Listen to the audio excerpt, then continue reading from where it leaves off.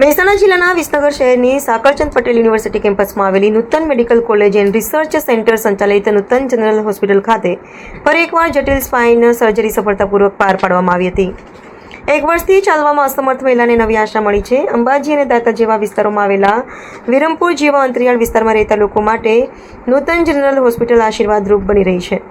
તેમાં વિસ્તારમાં રહેતી 50 વર્ષની મહિલા છેલ્લા 1 વર્ષથી કમરના ભારે દુખાવા સાથે બંને પગમાં નબળાઈ અને ધીમે ધીમે ચાલવાની ક્ષમતા ગુમાવવાને કારણે અત્યંત મુશ્કેલીભર્યું જીવન જીવી રહ્યા હતા.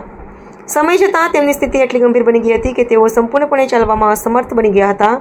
ત્યારે તેઓ સારવાર માટે નૂતન જનરલ હોસ્પિટલ ખાતે આવ્યા હતા, જ્યાં દર શુક્રવારે અમદાવાદ ખાતેથી સિવિલ હોસ્પિટલ અમદાવાદના ભૂતપૂર્વ સુપ્રિન્ટેન્ડન્ટ અને હાલ નૂતન હોસ્પિટલ ખાતે ઓર્થોપેડિક વિભાગના વડા ડૉક્ટર જે.પી. મોદી તથા ટીમ દ્વારા તેમની તપાસ કરવામાં આવી હતી અને જરૂરી તમામ લોહીના રિપોર્ટ કરવામાં આવ્યા હતા. તેમજ આધુનિક MRI સ્કેન કરવામાં આવ્યું હતું.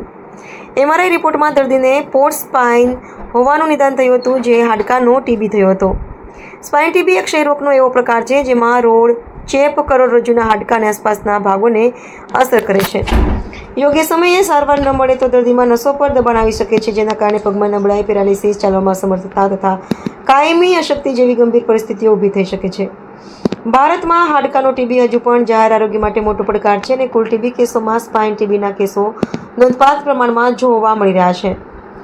દર્દીની ગંભીર સ્થિતિને ધ્યાનમાં રાખી ડૉક્ટર જે.પી. મોદી દ્વારા સર્જરી કરવાનો નિર્ણય લેવામાં આવ્યો હતો. દર્દીનું પોસ્ચર ડિકોમ્પ્રેશન અને સ્પાઇન ફિક્સેશન સાથે બોન ગ્રાફ્ટિંગ તથા કેજ ઇમ્પ્લાન્ટનો ઉપયોગ કરીને જટિલ સ્પાઇન સર્જરી સફળતાપૂર્વક કરવામાં આવી હતી.